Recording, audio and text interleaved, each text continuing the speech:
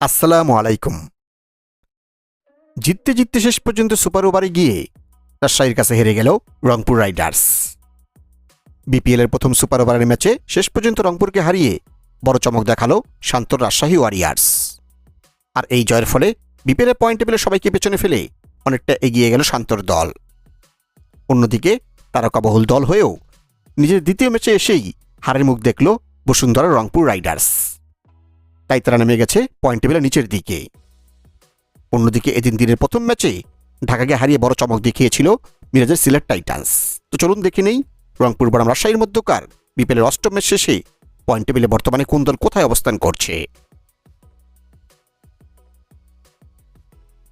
বিপিএলে পয়েন্ট টেবিলে বর্তমানে একেবারে তলানিতে রয়ে গেছে নোয়াখালী এক্সপ্রেস। এখন পর্যন্ত 3 ম্যাচ খেলে তারা জয় পায়নি কোনো, হার 3 ম্যাচেই। তাদের পয়েন্ট 0 এবং তাদের নেট রান রেট -2.459। বিপিএলে পয়েন্ট টেবিলে বর্তমানে 5 নম্বরে নেমে গেছে ঢাকা ক্যাপিটালস। এখন পর্যন্ত 2 ম্যাচ খেলে তারা জয় পেয়েছে 1 ম্যাচে, হার 1 ম্যাচে। তাদের পয়েন্ট 2 এবং তাদের নেট রান রেট +0.126। বিপিএলে পয়েন্ট টেবিলে বর্তমানে 4 নম্বরে অবস্থান করছে চট্টগ্রাম রয়্যালস।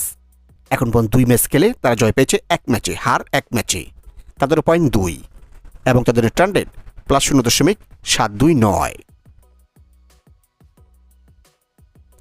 রাজশাহীর কাছে হেরে বিপিএলে পয়েন্ট টেবিলে বর্তমানে 3 নম্বরে নেমে গেছে রংপুর রাইডার্স। এখন পর্যন্ত 2 ম্যাচ খেলে তারা জয় পেয়েছে 1 ম্যাচে, হার 1 ম্যাচে। তাদের পয়েন্ট 2 এবং তাদের নেট রান রেট +1.320।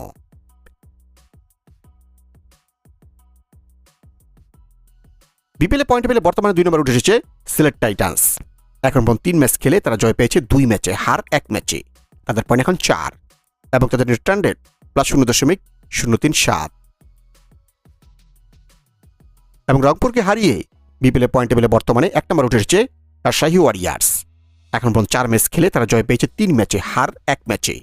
তাদের পয়েন্ট এখন 6 এবং তাদের নেট রান রেট +0.467।